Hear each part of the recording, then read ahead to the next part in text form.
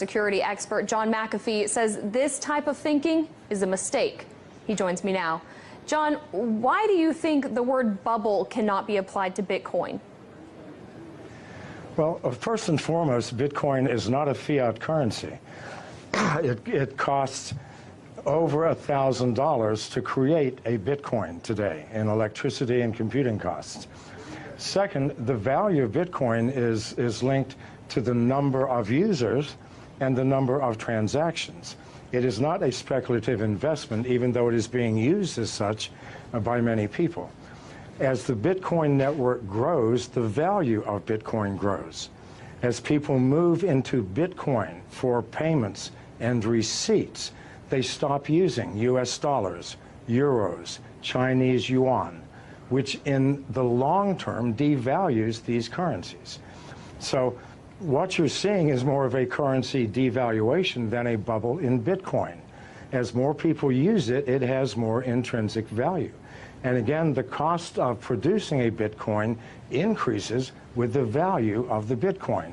So this is not something that we're pulling out of thin air. This is something that's created with massive amounts of electricity and computing power. Well, someone who disagrees with you on the term of bubble when it comes to Bitcoin is Mark Cuban. Back in June, he tweeted, "I think it's a bubble. I just don't know when or how much it corrects." When everyone is bragging about how easy they're making money, that equals a bubble. Now, when he tweeted that, Bitcoin dipped in price. So how can one person's random Twitter thread have that effect on the price? And what does it say about Bitcoin stability? Well, it says nothing about Bitcoin stability. After it dropped $500, it's now at 44.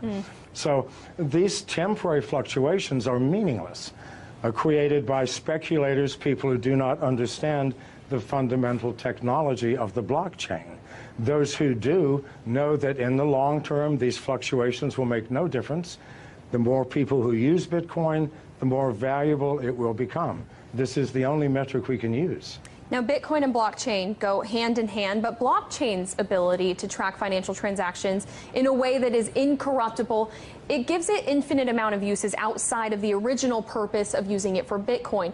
Do you see blockchains overtaking certain aspects of the financial system as we know it now? It will take over all aspects.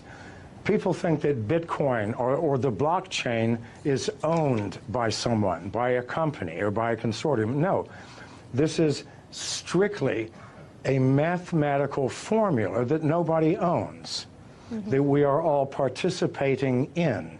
And we use the blockchain for everything from fixing supply chain problems in corporations to verifying the authenticity of the sender and receiver in a financial transaction. It is the most powerful technology that the world has seen, I believe, since the invention of agriculture. Now, John, we've showed our viewers Bitcoin's rise just in the past month, and we can show it to them again if it's up there. But on July 17th, 1 month ago, you tweeted that Bitcoin's low of 1,800 yesterday simply could not be maintained. In the long term, Bitcoin moves above 500,000 within 3 years. Bet, you ask? So I ask you, John, do you stand by your statement?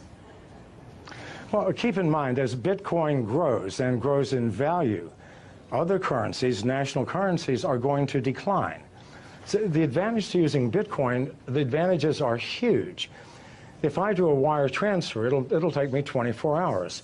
If I do a Bitcoin transfer, it takes me 30 seconds. It is instantaneous. I know people who do not use any other currency now other than Bitcoin. They buy their houses, their cars, everything using Bitcoin by connecting to other users who sell the things that they need. As more and more people use this, what will happen to national currencies? They will obviously devalue. They have to. So that 500,000 includes a massive devaluation in the US dollar, which absolutely has to come if Bitcoin continues to grow at its current rate. Well, it's certainly a community effort, and the Bitcoin community and for other cryptocurrencies, it's only growing. John McAfee, founder of McAfee Incorporated, thank you so much for your thoughts today. In the United States, copyright law allows for the fair use of copyrighted material under certain limited circumstances without the prior permission from the owner. Under the law, determinations of fair use take into account the circumstances of use use, the nature of the copyrighted work, the amount and substantiality of the work used in relation to the work as a whole, and the effect of the use upon the potential market for the copyrighted work. Other jurisdictions may have similar copyright provisions protecting fair use or fair dealing. If you are uncertain as to whether a specific use qualifies as a fair use, you should consult a qualified copyright attorney. You have the right to take it down.